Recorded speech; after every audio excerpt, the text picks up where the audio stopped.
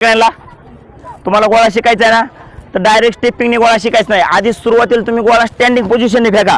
आधी त्याला थ्रो करायला शिका। गोळा कसा धरायचा हातात, तो फेकायचा कसा, तुमची खरी ताकद कुठून लागली जाते, मनगटातून म्हणजे हातात धरल्यानंतर कोणत्या पोझिशनने तुमची ताकद लागली जाते, हे सगळ्यात महत्त्वाचं आहे। आता गोळा फेकताना काय करा, सिंपल मध्ये जेवढं आपल्या चेस्ट मध्ये अंतर आहे त्याच्यापेक्षा थोडं 1 वीसभर जास्त अंतर घ्या। खाली पायामध्ये थोडं डिस्टन्स जास्त घ्या। डिस्टन्स जास्त घेतल्यानंतर तुम्हाला मी तर सजेस्ट करतो सगळ्यांना गोळा फेकताना की फिंगरमध्ये गोळा फेका। फिंगरमधून ताकद जास्त लागली जाते।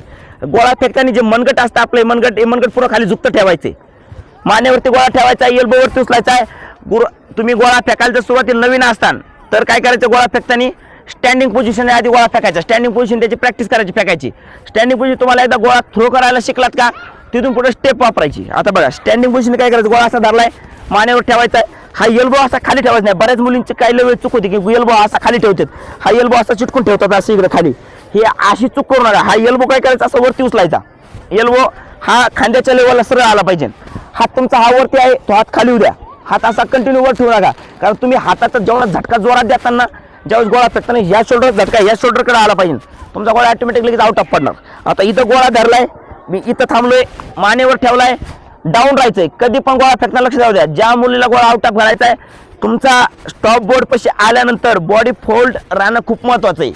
जर तुमची बॉडी फोल्ड राहिली तर तुमचा गोळा आउट ऑफच्या पुढे पण पडणार। आउट ऑफ प्लसचा गोळा टाकायचा असेल तर बॉडी फोल्ड लई महत्त्वाची स्टेपिंग मधली।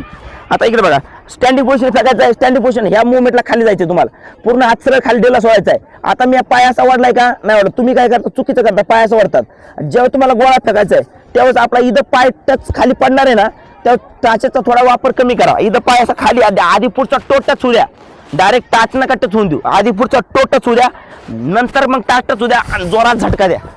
गोळा फेकताना आवाज काढायला शिका, मोठा श्वास आत रोखून ठेवा आणि थ्रो जोरात करा।